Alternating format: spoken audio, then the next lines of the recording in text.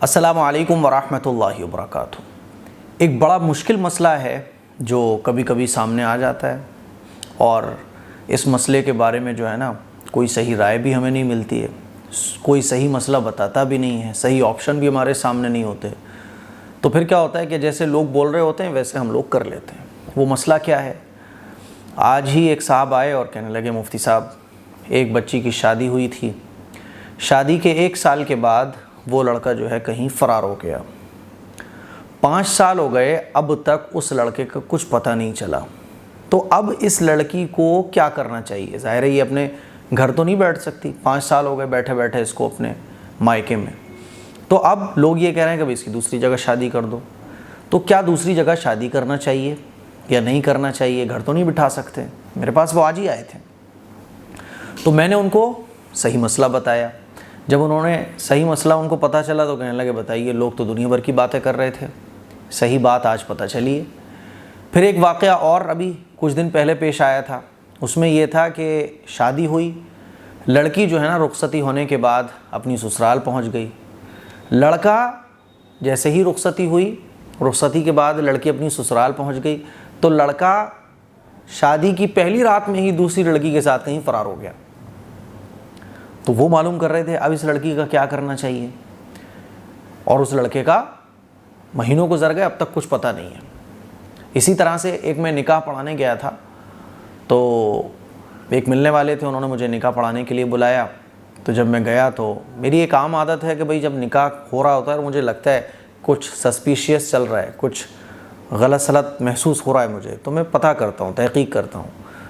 तो जब मैं निकाह पढ़ाने के लिए गया हुआ तो वहाँ मैंने देखा कि यार शादी जैसा माहौल तो नहीं लग रहा। और शादी अगर दूसरी भी किसी लड़की की हो रही हो या तीसरी भी हो रही हो तो कुछ तो लड़के वाले मौजूद होते हैं। तो मैंने वहाँ पूछताछ शुरू की। मैंने कहा, भाई लड़की वाले कौन हैं, क्या हैं? तो मुझे ठीक ठाक आंसर नहीं मिले। तो जब मुझे लगा कि यार कुछ ना कुछ तो गड़बड़ है, तो मैंने पूछा, भाई मुझे ठीक ठाक आप आंसर दीजिए। तो उसमें से एक साहब बोले कि मौलाना आप निकाह पढ़ाने आए हैं तो आप निकाह पढ़ाइए ना। तो मैंने बोला, भाई मुझे कुछ लग रहा है तभी तो पूछ रहा हूँ मैं।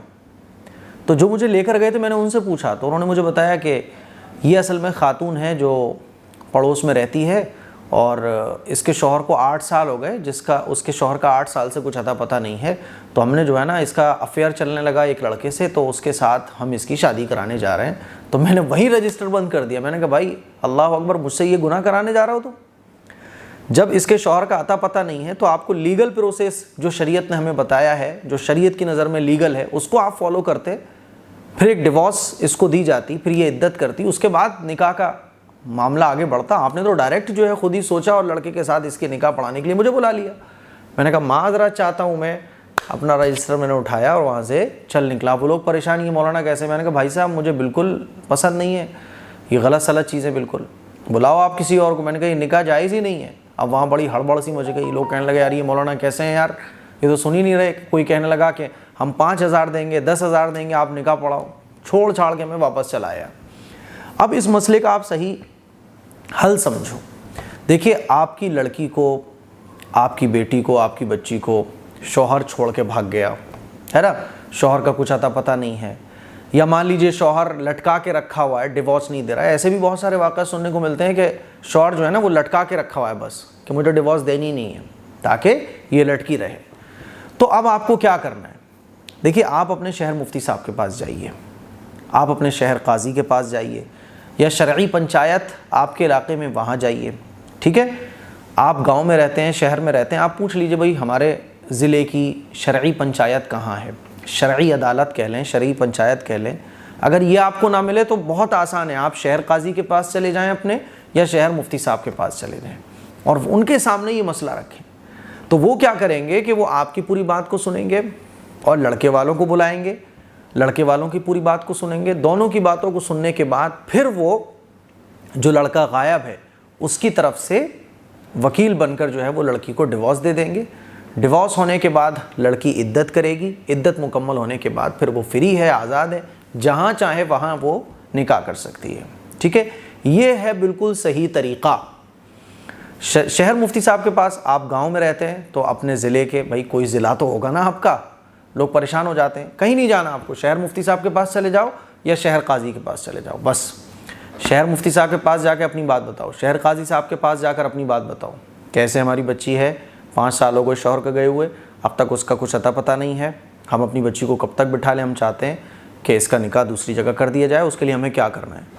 वो फिर जो भी कुछ आपसे पूछें आप उनको बताइए, वो सारे मसला आपका सुनेंगे और पूरा मसला सुनने के बाद फिर वो क्या करेंगे, उस लड़के की तरफ से डिवोर्स दे देंगे, लड़की फिर इद्दत करेगी और फिर वो आज़ाद है, कहीं भी निकाह कर सकती है। हमारे माशरे में क्या होता है कि 5 साल से कुछ अता पता नहीं है शौहर का, चलो भाई दूसरा लड़का पकड़ के लाओ निकाह कर दो। भाई अभी वो उसके ही निकाह में है।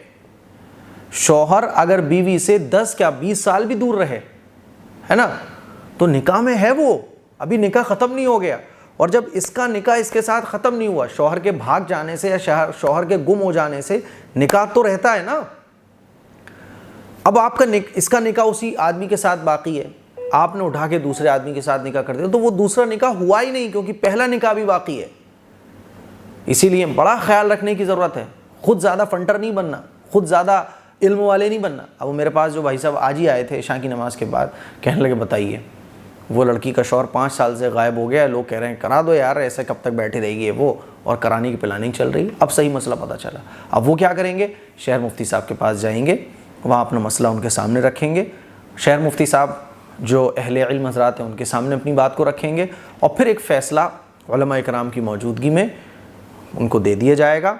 ठीक है, डिवोर्स के लेटर तैयार कर दिए जाएंगे और डिवोर्स मानी जाएगी। ये होता है सही तरीक़ा। इसीलिए इन तमाम चीज़ों को फॉलो कीजिए। ईमान की हिफाजत, दीन की हिफाजत, ये हमारी सबसे बड़ी ज़िम्मेदारी होना चाहिए। दुनिया के हज़ार फ़ायदे हमारे सामने हो, ये बहुत आसान लग रहा है कि लड़का गायब है, उठा के फ़ौरन दूसरे से शादी करा दी, और ये थोड़ा मुश्किल लग रहा है कि भाई शहर मुफ्ती साहब के पास जाओ, शहर काजी के पास जाओ, दुनिया भर के सवाल जवाब, फिर एक पंचायत बैठे, शरई पंचायत जिसको कहा जाता है, उलमा इकराम बैठे। ठीक है, मुश्किल है, लेकिन ईमान और दीन की हिफाजत ही हमारी सबसे पहली चीज़ नंबर 1 पे होना चाहिए। मुझे उम्मीद है कि मसला आपको अच्छे तरीके से समझ आ गया होगा। इसको शेयर करें, दूसरों तक पहुँचाएँ। अस्सलामु अलैकुम वरहमतुल्लाहि वबरकातुहू।